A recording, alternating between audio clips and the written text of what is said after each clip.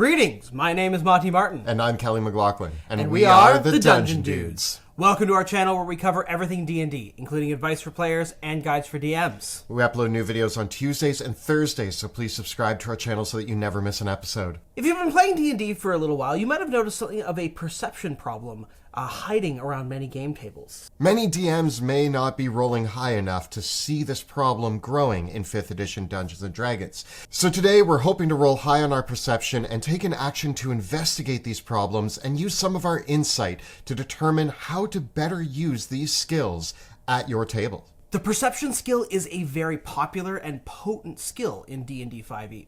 The skill is predominantly used to notice hidden things in the environment or detect threats such as traps and ambushes before they're sprung upon your party. For this reason, many characters invest lots of resources in the perception skill, so they can have a really high skill modifier in perception, as well as a really great passive perception score. Even with high perception skills, this becomes a bit of a problem for players overusing it at the table and DMs to properly adjudicate when and how to use it. So we're going to look at when the perception skill should be used, when it shouldn't be used, and when other skills should take the place of what perception is being broadly used for, in addition to sharing our tips for troubleshooting some common problems that might be happening at your table. There's a lot to discuss today, so let's get rolling. So the crux of the problem with the perception skill that plagues many game tables is actually a pretty simple one. The perception skill gets overused.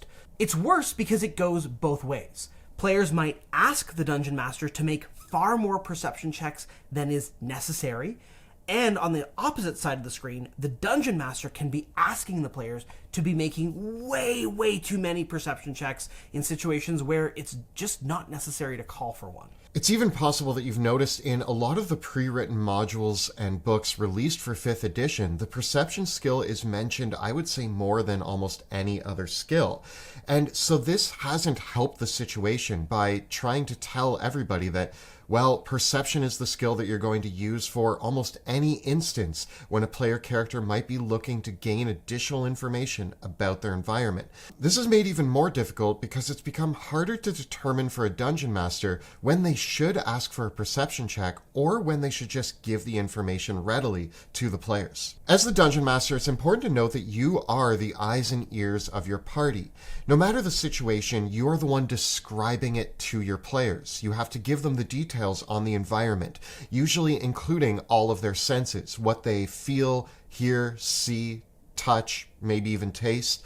And in those descriptions, we are telling the players what they are interacting with in the environments. Now, when we look at the perception skill, this kind of overlaps with a lot of the details that we're already giving to our players. And so one of the key skills to recognize in really mastering how the perception skill should be used in your game is first making sure you as a Dungeon Master are providing your players with enough information so that they can take stock of the scenario before them.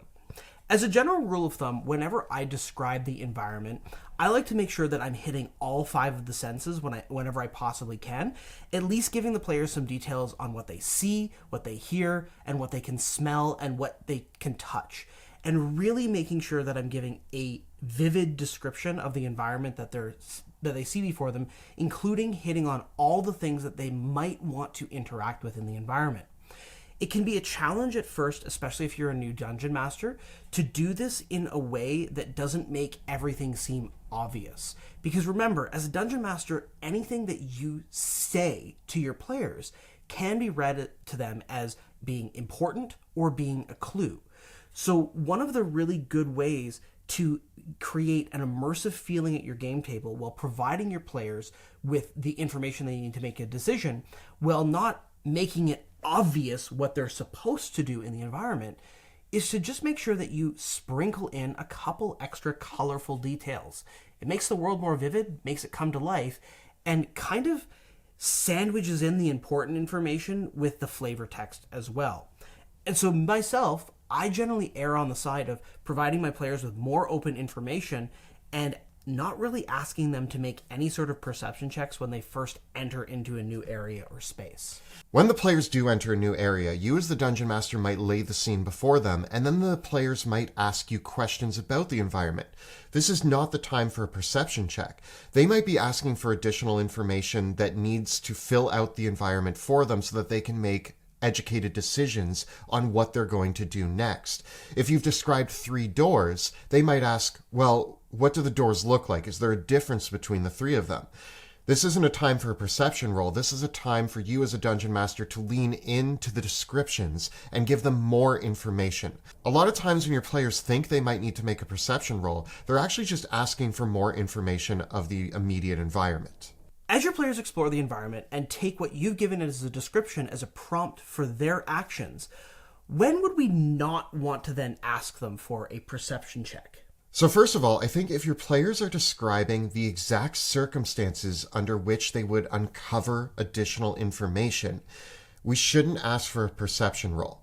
If you have a secret letter hidden under the bed and a player says, I would like to look under the bed, there's no need for a perception roll. They've done it. They can see the secret letter that's under the bed now. If they're giving a more general sense, we might ask for a perception roll, but the more specific they are, if they hit it right on the head, just give them the information. It's the same as if a player is looking through a desk and describes them opening a drawer and saying, I feel around to see if there's a hidden compartment in here. The player's kind of hitting it on the nose here, and this is probably a circumstance where I wouldn't ask for a perception check. I would simply give it to them because they've been savvy enough to take the actions that realistically I would want them to find it. This is doubly important if finding that document or finding that key is essential to the player characters being able to solve the mystery or move on to the next room or keep the plot moving forward. If there's an important or essential piece of information or clue that your player characters will need to advance the story or plot or solve the problem, you probably shouldn't gate that behind a perception check. You might want to put it behind a skill challenge that has a degree of success with it, or still give them some clues to direct them to it, but you don't want to have the situation just roll to a dead stop because they failed their perception check, and so now they can't get the key that opens the door where the magic MacGuffin is, and there's no other way in there. If they are in the midst of a mystery or a puzzle where they do need to use a skill challenge or checks to uncover information, you need to make sure that the outcome of that skill challenge or those checks is interesting regardless of whether they succeed or fail, and that the plot can continue to move forward in the case of a failure. In these instances, if you are hiding the key to the only door that they need to move forward and they all fail their perception checks, nobody finds the key, now the situation's come to a dead stop and you're going to have to run some damage control in order to course correct the narrative of your game. This can be a big detriment to play at the table and really take away from the immersion. The more that you think about the different levels in which success might impact the narrative, but still allowing play to continue forward, even in the case of everybody failing that role, you're going to get more out of your games by doing that. In short, when the players are being specific and descriptive with how they interact with the environment, they're doing a good thing. And we want to encourage this by just granting them the information that they're looking for when they take those specific actions. Now, sometimes when you give players automatic success, they might not believe you. And so it is worthwhile in certain circumstances cutting the conversations short and saying, you search very thoroughly and you are certain there is nothing there. And this will cover you in those circumstances when your players take a specific action to search an area where there isn't anything for them to find, because that does happen. So those are many reasons why you might not ask for a perception check and use your best judgment instead to help push the narrative forward. But when should you ask for a perception check? One of the clearest cases for this is when it's an opposed check, such as a stealth versus perception check. This is when a creature is actively hiding from the players by using their ability, and the player characters are trying to find them in some way. So opposed checks are a great case where absolutely it's totally justified to use the perception skill in that way. But there's other cases when we still might want to call for a perception roll to be made. Sometimes the players are under a time constraint or about to be surprised or ambushed by a group of enemies. If the players are about to be surprised, you might give them a last-ditched roll to see if any of them manage to notice the threat before it happens. One of the other ways that I'll use perception checks is to create varying degrees of success. In some cases, I will offer players automatic information that is required to figure out what's going on just by taking the action, but then ask them to make a perception check for a chance at bonus or clarifying information. A great example of this is the case of a player character listening at a door. I might tell a player character automatically whether or not they hear something. They hear whispering, they hear a conversation. But the perception check is what determines if they can hear a specific number of voices, or what those voices sound like, or if they can actually hear the specific details of that whispered conversation on the other side of the door. So oftentimes the perception check is bonus information, but I always make sure that the core nugget is still provided to the player automatically. I think it's important to imagine that the role of the perception check is a person honing into their senses. If you're standing in a room and somebody in the next room is having a conversation, there's a good chance that you can hear them without much effort. In the real world, we can hear, see, and feel a lot of the things going on around us. So that should just always be general information. When your player characters are honing in on their senses to try to see extra far through a foggy mist, or to listen at the specifics of what's being said 2 rooms over, these are where you might ask for a perception roll. And finally, it's worth noting that the focus of the perception check should be on things that players can see, hear, smell, taste, or touch using their senses. Perception really is about that raw sensory information coming in. And so a perception check is best asked for when the players are just trying to gain that raw information or more additional raw information.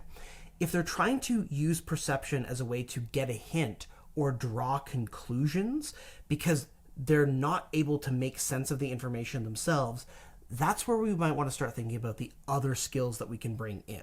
One of my favorite skills to bring in instead of perception is the investigation skill. And I think that to differentiate these is actually quite easy. Now, I think the problem is that a lot of people will use perception when somebody is trying to find a hidden door or a secret book that you pull to open up the bookshelf. But for me, these are much more investigative than they are perception. Investigation to me is when you are examining something very closely, looking for clues, looking for an answer to a question you might have. Even at a crime scene, the characters stumble upon a dead body and they want to look into the dead body to see what killed it and when it died. This might require an investigation check. Investigation is also useful at making sense of the visual information so that the players can understand, oh, this is odd or out of place in some sort of way. A really great example of this is actually looking for things like hidden traps, as well as hidden secret doors. These things are often specifically designed to trick visual perception and often require a little bit of examination and interaction with the environment, and that's where you would want to call for an investigation check. For example, if you have a hidden door which is merged into the seams of the brickwork, that might be something that even with good visual inspection, just a scan of the room wouldn't really reveal that because it's been designed to foil it because the lich who made it was really smart. And so an investigation check is more appropriate, especially one accompanied by a physical inspection of the environment. Oftentimes we allow our players to gain too much information just with their eyes and don't ask them to interact with the environment and make the investigation check instead. It might seem like investigation is a prime opportunity for a character to follow a path, trail, or to track a creature. But this is actually a good case for the survival skill, and actually in the description of what survival is to be used for, this is the exact case. In addition to survival, though, there is a case here for a lot of other skills to be used. A lot of the knowledge-based skills, or even having tool proficiencies, might give us information into the investigation or the perception that we are looking for. If we're investigating why a set of tools on the shelf are missing, well, anybody might be able to see that the blacksmith shop has been picked clean on a certain shelf. But somebody who has proficiency in blacksmith tools might be able to use that proficiency to know which tools are missing and why that's important. In this case, I think that it's important as a dungeon master to acknowledge that a lot of times when people are building their player characters, they're going to choose proficiencies that speak to the fantasy they're trying to roleplay out and the character that they're trying to design. And we should pay attention to what they've chosen to be proficient in and give them opportunities to explore those proficiencies. I personally think that tool proficiencies are underutilized in general in 5th edition. So giving somebody who has proficiency in blacksmith tools an option to understand a mystery involving missing blacksmith tools a better chance is really going to allow them to fulfill the fantasy of why they took proficiency in that tool set in the first place. If you have a player character who took proficiency in survival but didn't take it in investigation or perception, well, going the whole campaign without them ever rolling a survival check is going to be unfortunate for that player. So looking for opportunities where their survival skill can inform the party on missing information is going to make the game more fun for that player. To give an example of how this might work in play, imagine the player characters are exploring a temple to an ancient deity. The player characters might see in this temple a bas-relief carving on the wall depicting the deity and many of their important myths. And the player characters might be able to use several of their own skills to realize that the amulet on the deity's neck is actually a button that opens a secret door. This is a case where perhaps characters might be able to use the religion skill to know that the deity's necklace has specific reference and often opens up pathways to other worlds. It might be the case that a character proficient in mason's tools or sculptor's tools, or even just a character that's a proficient artist, might realize that, oh, the way that that figure is positioned indicates that there's a cavity or something underneath or some machinery there. Perhaps even a character that is proficient in history might know that there are legends of these temples often having hidden buttons to them. And of course, a character might just use the investigation skill to carefully look over the entire statue. And of course, if I had a player that came up to me and said, I look at the necklace and try to feel around it, I would tell them that they feel a button there. So this is all sorts of different ways that you can open the situation up to more skills, be willing to grant the player characters automatic success, and let them use their skills in a way that advance the scenario in a productive way. An interesting additional skill that we need to talk about here is the insight skill. Once again, this skill implies an investigative nature of looking into something to gain information. But in terms of insight, we are looking at the examination of people. And I think that insight is another underutilized skill. Often when we use insight at the table, it's used as just a lie detector. The player asks, do I think this person is lying? And they make an insight check. But there's a lot of other really cool ways that we can use insight. One of my favorite ways is actually borrowing from a few great video games where something like Deus Ex or LA Noire have these systems in place where you need to gain an idea on how to communicate or how to persuade a target by learning information about them and watching their body language and the way their eyes move to determine how you're going to respond next. I think that in the midst of a skill challenge conversation where we're making persuasion checks or intimidation checks or deception checks, using insight to determine which of your 3 charisma checks is best suited for this character might be a really cool way to inform the situation.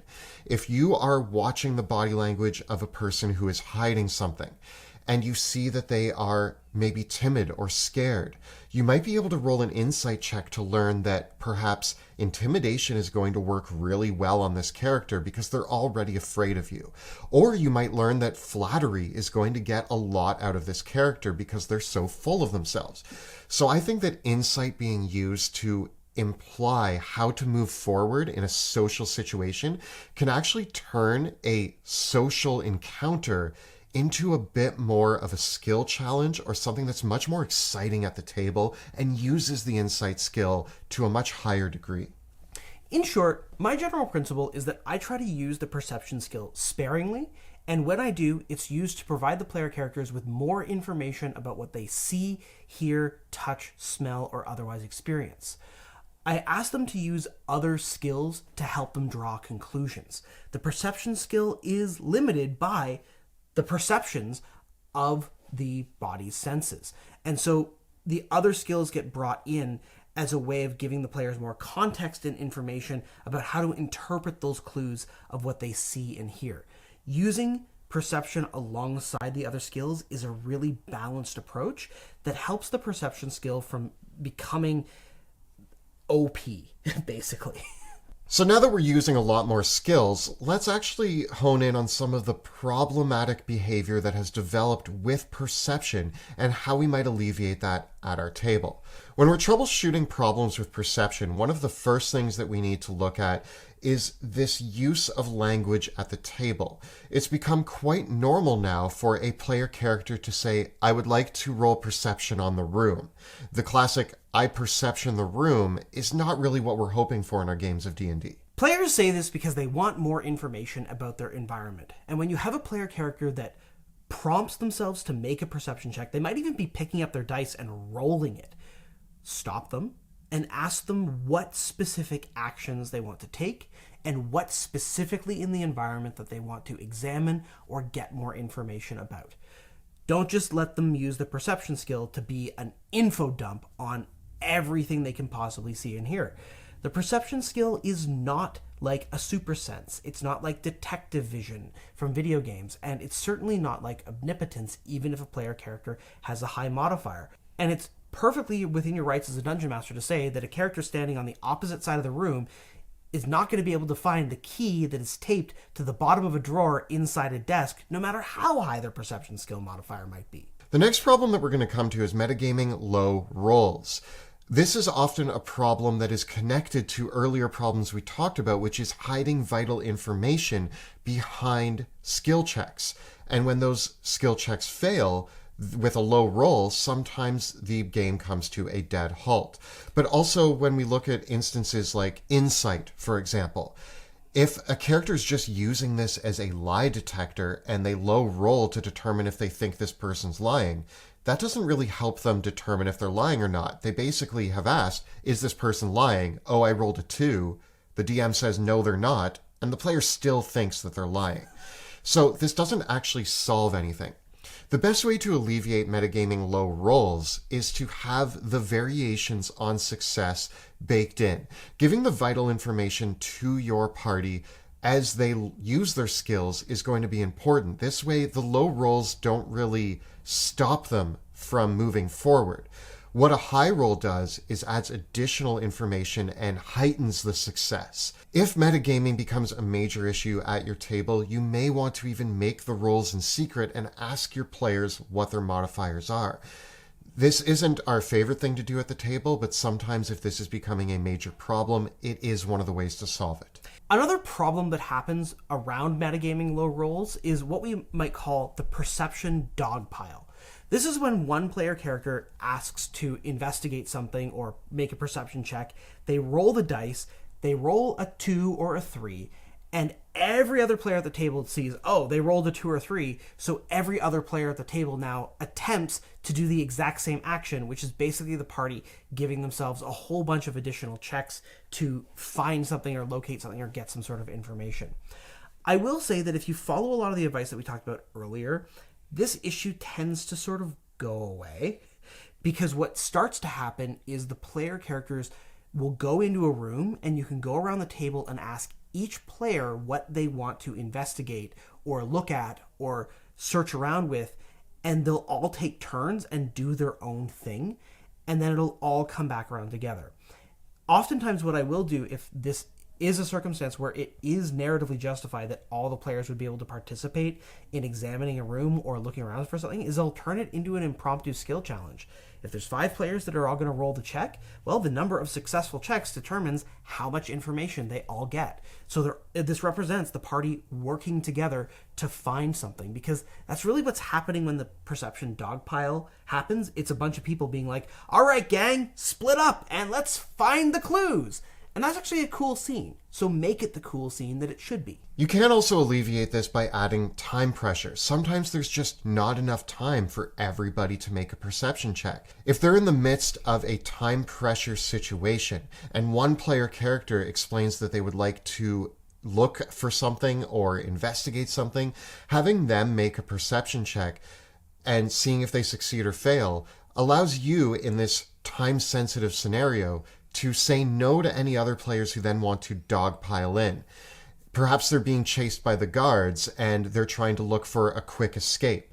After that one player's made a roll, the guards are just around the corner and now you need to act. There's no time to look any further. What are you going to do? In circumstances where it's not combat, but it is a time pressure scenario, it might be worth even rolling initiative and having players use their actions and bonus actions, especially if they're trying to, for example, break into a location really quickly and get something important and get out before it's too late. That's where these skills can actually be really, really cool because you're using them to determine, did they find the information in time? Did they notice the threat in time? Again, you can't make every scenario one where time is a factor. There's always going to be circumstances where the player characters do have the benefit of time. And when they do have the benefit of time, it's generally worthwhile just going back to that very first principle and giving them the information rather than gating behind a skill check at all. The last one is an extremely high passive perception. Now, what I think is important with this one is that an extremely high passive perception means that this player is extremely aware of what's going on around them. But this doesn't mean that they automatically succeed on everything that might call for a perception check. In Monty's example earlier, the key taped to the top of a secret drawer in a desk, it doesn't matter if your passive perception is 35. You can't notice that unless you specifically look for it. In a lot of cases where we might ask for a perception roll, this is a separate entity than what a high passive perception means. In most of the cases where we're asking for a roll, it's something that needs to be immediately noticed or that is hidden from them. Yes, a high passive perception player might be harder to sneak up on and ambush. If we're rolling perception to try to listen very closely to something or see something above and beyond, it's still okay to ask for those rolls. And once again, this is an area like using degrees of success where the higher the result of the perception check gives the player more information can actually be to the benefit and still reward the player for making those mechanical choices like taking expertise in perception and taking the observant feat. Players that have invested their character build options in the perception skill want to be able to find information. They want to be able to feel like the investigator. So it's important to strike the right balance in challenging that player character and asking them to still engage with the environment, not give them that information automatically, while still rewarding them for building their character in a specific way. So to wrap this all up, when you are creating scenarios for your game where your players are going to be investigating or searching or using the environment or even engaging in social encounters, we want to look at the wide range of skills, not just perception, which uses their senses, but also investigation, insight, and maybe many of the other skills that they've taken proficiency in that they want to use at the table. Allowing them to use these skills is just going to amp up the fun for those players. Not only that, but we want to make sure that we're not hiding vital information to our mysteries and puzzles behind these skill challenges.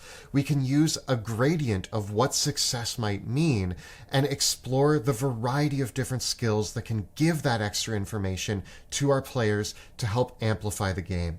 It's so common as a dungeon master that when your players ask you for more information about the environment, the first words to come out of your mouth are, make a perception check. But really, really focus in on how often you do that as a dungeon master. And if you're doing it a lot, I challenge you to try to do it less. Instead of making the first words out of your mouth, make a perception check, just offer the information that you would have given on a successful check. Oftentimes you might be surprised at the results and find that the flow of your game is vastly improved simply by asking your players to use the perception skill less. So this has been a look at perception, investigation, and insight in Dungeons & Dragons 5th edition. Tell us about some of the great ways you've used other skills and skill challenges in your games in the comments below. The videos that we create on our channel are made possible thanks to the incredible generosity of our Patreon supporters. If you enjoy the work that we do here on YouTube and you want to help ensure that we can continue making great videos like this, please consider joining our Patreon community by following the links in the description below. And make sure to check out our live play, The Fate of Drakenheim, which airs Tuesday evenings on Twitch. You can find all the previous episodes of that show right up over here. And we've got plenty more great advice videos for Dungeon Masters right up over here. Please subscribe to our channel so that you never miss an episode. Thanks so much for watching. We'll see you next time in the dungeon.